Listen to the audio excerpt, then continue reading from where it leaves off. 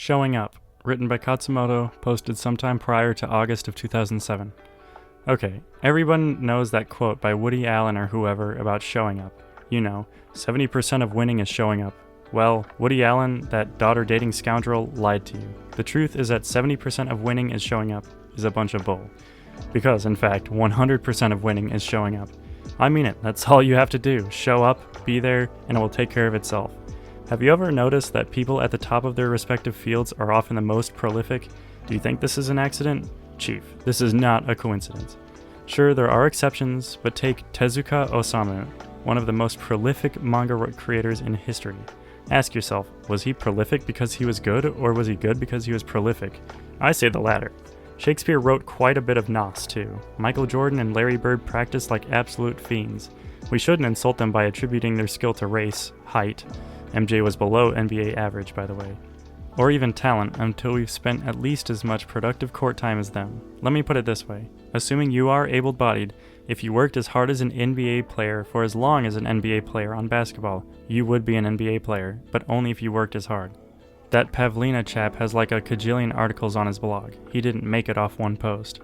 More on topic, the best group of Japanese speakers on the planet, a group many call the Japanese, just happen to spend more time hearing and reading Japanese than any other group. They've shown up to Japanese as if it was their job or national pastime or something. But there's nothing special about this group of people. When a Japanese person speaks Japanese to you, what she is demonstrating is nothing more than the result of dedication, albeit often unwitting dedication. Whether you are Japanese by default, born and raised in Japan, or by choice, it doesn't matter. Your path and your task are essentially the same. Show up. I'm from Kenya.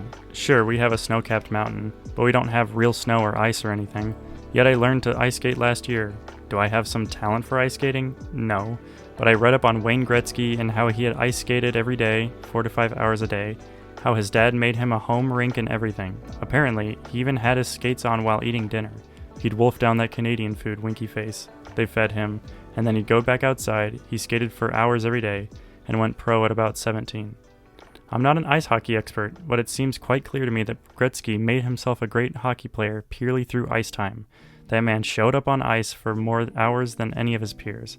So I tried to model that man in my own small way, and ice skated almost every day, 4 days a week per minimum, 2 hours per day, sometimes 3 hours, sometimes 90 minutes, for 2 straight months, November and December.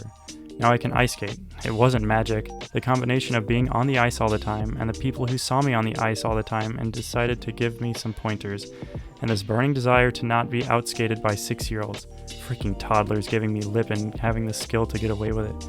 Over my dead body, man. Over my dead body. All that combined to make me a competent skater. No one who sees me knows it's been less than a year since I've actually learned to skate. I can barely even remember what it was like when I used to walk around that rink holding onto the wall for dear life. For the record, the first time I touched the ice was in August 2002 at a mall in Houston, Texas. The second time was in December 2002 in Salt Lake City, Utah. In both cases, I didn't actually know how to skate, and nothing carried over to my ice skating project that started in November of 2006. Anyway, the point is, after being on the rink all that time on a daily basis, Gretzky or no Gretzky, it would be hard not to learn how to skate. When you show up, it's hard not to succeed. With all the time I spent hardcoring on Japanese, it would be a struggle not to be fluent. Today, all over Japan, Greater China, and the world, kids are being born. Okay, admittedly not that many kids. Haha, gotta love that population shrinkage humor, wink, nudge. But they are being born.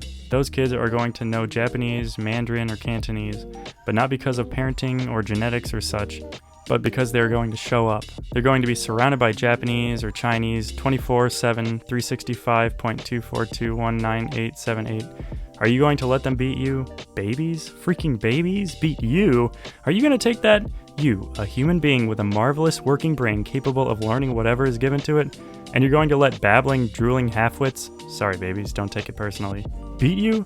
If not, then get up off your rear and start doing all language all the time. I'm going to take a leap here and tell you what I really think. I don't believe in prodigies. I do not believe that any person holds a significant advantage over you. I do not deny the possibility that some people may have an advantage over you, but I absolutely reject the idea that the advantage is significant. I explain this in you can have, do, or be anything, but you can't have, do, or be everything. I think people invented the idea of prodigies in order to excuse themselves and their own children while seeming to congratulate the receiver of the title prodigy.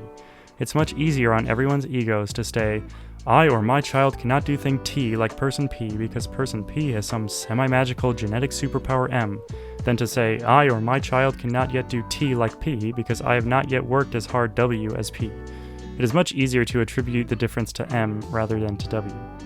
This is why Buddhism, which started off as a personal development movement, metamorphosed into a religion. Why be like Mark or Siddhartha when you can just sit back and worship them? Why work on your jumps when you can just watch the fruits of Michael's work on his? Why free your own mind when you can just look up to someone who's already freed his? It's a very aristocratic idea that has no place in a true meritocracy. But the very people who get screwed over by it, regular folk like us, the most, are at the same time very much in love with it. Because if there are prodigies, no one will call us out for not trying because they're not trying either, and because we have created a condition that can only be fulfilled by accident of birth. Our excuse is airtight. We can go on being mediocre for the rest of our lives, blameless. Gretzky, Jordan, these people worked harder at their sports than you and I. So, they started working earlier than you. This doesn't make them prodigies, child or otherwise. This just makes them people who started earlier.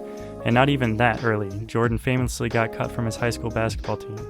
To admit that they were not prodigies, to admit that they busted their little behinds to get where they were, no matter their age, does not make them less. To me, it only makes them more. It makes them greater. They were not superhumans. These were normal humans who made themselves super. They were not given a legacy like a Betty Crocker cookie mix that just needed eggs and milk. These were not superhumans. These were normal humans who made themselves super. They were not given a legacy like a Betty Crocker cookie mix that just needed eggs and milk. They made one from scratch. And that, to me, is someone, infinitely greater. Bruce Lee is reported to have said, I fear not the man who has practiced 10,000 kicks once, but I fear the man who has practiced one kick 10,000 times. A lot of times, we judge people, including ourselves. We call them, ourselves, normal, prodigy, or challenged, based on their first try. On their freaking first try. Don't ever judge yourself on your first try. At least wait until your 10,000th. Don't buy into all this kerfuffle about how you have to start golf or violin or language in the womb if you ever hope to be good.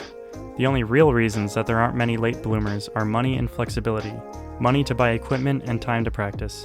And flexibility of the mind, a willingness to learn and grow, to accept change, and yes, even to accept sucking for a while.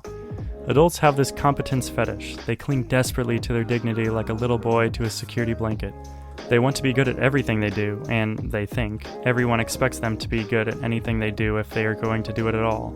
Adults are meant to be dignified and able. Adults aren't allowed to show ignorance or confusion. Well, forget that crap. Let go of your pride. You will suck at anything you are new to, and little kids will be better than you. It's okay, that's how it's supposed to be. Those kids used to suck too.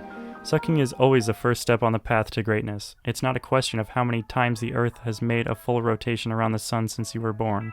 It's a question of what you've done during those rotations. As my gamer friends might say, all who pwn must first be pwned. And the time to be pwned is at the beginning. You are a noob. Accept it. It's not a death sentence, it's just a rank. You can win yourself a promotion. The fact is, you are a human. Compared to other animals, you can't run very fast, you can't jump very high, you aren't very big or strong, but you have this thing called a brain. And its purpose is to learn to do things, new things that it didn't know before. This brain is, of course, connected to the rest of your body, so your whole body can join in on the fun of learning new things. Your body itself is constantly growing and changing. You're not like a statue, motionless and set in stone, unless you choose to be.